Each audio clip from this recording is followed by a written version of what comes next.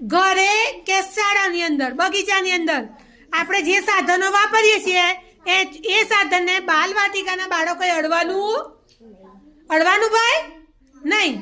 બરાબર, ચલો તમારે એક એક સાધન બધાને બતાવજો. હા, એ સાધનને નહીં અડકવાનું. હથોડી છે બેટા, હા, દાંતેડું.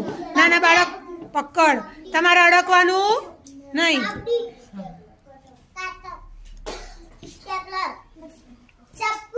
ચપ્પુ અડકાય? શાક કપાય?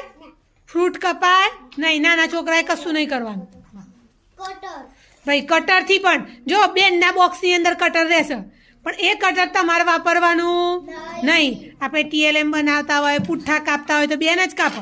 બાકી તમારા આ ડબ્બાની અંદરથી કાતર, કટર કે ચપ્પુ કે મોટું સ્ટેપલર, આ કોઈ પણ વસ્તુને અડકવાનું